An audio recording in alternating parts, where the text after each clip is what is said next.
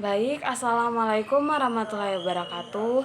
Perkenalkan, nama saya Suci Astuti dengan NIM A321240095. Di sini saya akan menjelaskan terkait hasil resume saya, di mana hasil resume ini berisi tentang hasil diskusi atau beberapa pertanyaan yang menjadi diskusi kami tadi dari judul materi hukum adat dari mata kuliah Pengantar Hukum Indonesia oleh Bapak Dr. Hasdin SPD MPD, di mana ada beberapa pertanyaan yang telah saya rangkum. Di antaranya itu ada sanksi hukum adat yang melanggar hak asasi manusia dan solusi penyelesaiannya. Dalam beberapa kasus, sanksi hukum adat bisa bertentangan dengan hukum positif. Dalam hal ini adalah hak asasi manusia. Contoh sanksi adat yang berpotensi melanggar hak asasi manusia adalah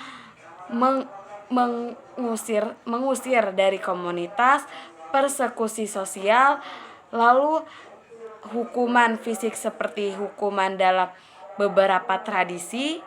Dalam kasus-kasus ini ada beberapa cara penyelesaiannya. Yang pertama itu ada pendekatan mediasi. Negara dapat menjadi mediator antara masyarakat adat dan hukum nasional untuk mencari solusi yang adil. Lalu yang kedua ada sanksi rekonstruksi. Mengubah atau mengganti sanksi adat yang melanggar hak asasi manusia dengan sanksi yang lebih humanis, seperti sanksi sosial yang tetap mendidik tetapi tidak merugikan pihak individu. Lalu yang terakhir, kompromi melalui regulasi. Hukum negara harus mengakomodasi hukum adat tanpa mengesampingkan hak asasi manusia atau HAM. Lalu yang kedua ada interaksi hukum adat, hukum positif, dan hukum Islam dalam pluralisme hukum Indonesia. Di Indonesia terdapat interaksi yang dinamis antara hukum adat, hukum Islam, dan hukum positif. Di antaranya itu hukum adat diakui dalam sistem hukum nasional, khususnya dalam perkara agraria dan penyelesaian pemulihan masyarakat adat. Lalu hukum Islam. Hukum Islam ini diterapkan terutama dalam aspek keperdataan, misalnya hukum keuangan dan hukum waris, yang diakui melalui peradilan agama. Lalu yang terakhir itu ada hukum positif, berlaku secara umum dan sering menjadi acuan utama dalam menyelesaikan hukum formal. Kemampuan hukum adat bertahan yaitu masih memiliki kekuatan dalam komunitas adat yang kuat. Dilema muncul ketika hukum adat bertentangan dengan hukum nasional, seperti dalam kasus sanksi adat melanggar HAM atau konflik anggaran. Lalu yang terakhir ada hukum adat tetap bertahan jika mendapat dukungan regulasi seperti pengakuan melalui undang-undang desa atau pengakuan data bebas adat.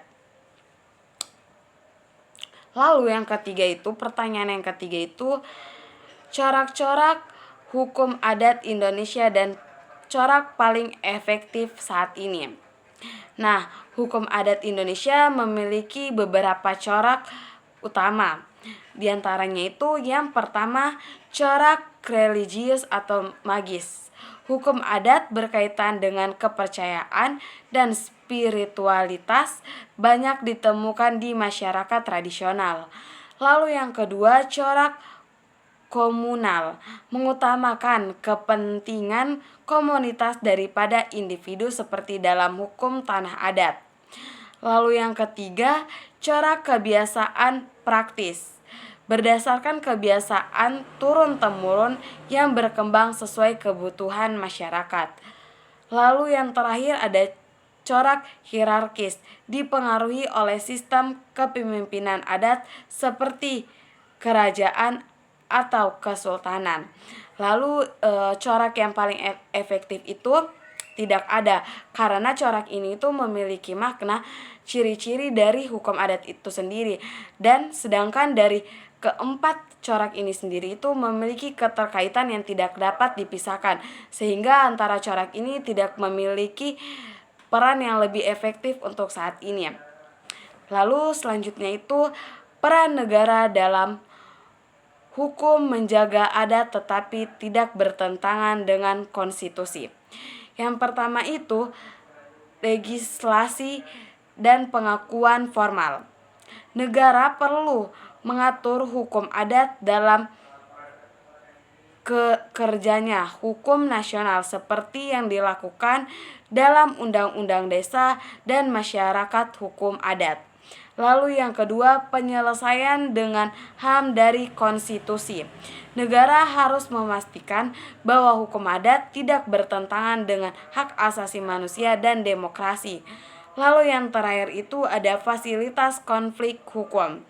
Negara bertindak sebagai fasiliator dalam penyelesaian antara hukum adat dan hukum nasional atau hukum positif. Lalu yang kelima, ada hukum adat sebagai sumber hukum yang sah di Indonesia. Ya, hukum adat merupakan sumber hukum yang sah di Indonesia. Hal ini ditegaskan dalam Pasal 18B ayat 2 Undang-Undang Dasar 1945 yang mengakui keadaan masyarakat hukum adat selama tidak bertentangan dengan hukum nasional atau hukum positif. Namun penerapannya berbeda di setiap daerah karena ada beberapa perbedaan aspek, diantaranya itu setiap daerah mempunyai adat yang berbeda-beda, lalu beberapa hukum adat bertentangan dengan hukum nasional dan hak asasi manusia. Dan pertanyaan terakhir dari rangkuman saya itu relevansi hukum adat dalam masyarakat modern. Hukum adat masih relevan, namun harus beradaptasi dengan perkembangan zaman. Beberapa aspek hukum yang masih diterapkan diantaranya ada penyelesaian berlangsung melalui musyawarah adat. Lalu yang kedua, pengelolaan sumber daya alam berbasis kearifan lokal. Dan yang terakhir atau yang ketiga, sistem hukum adat dalam komunitas tertentu seperti di Bali dan di Papua. Mungkin hanya itu yang dapat saya sampaikan. Lebih dan kurangnya saya mohon maaf. Saya akhiri, wabillahi taufiq wal hidayah. Wassalamualaikum warahmatullahi wabarakatuh.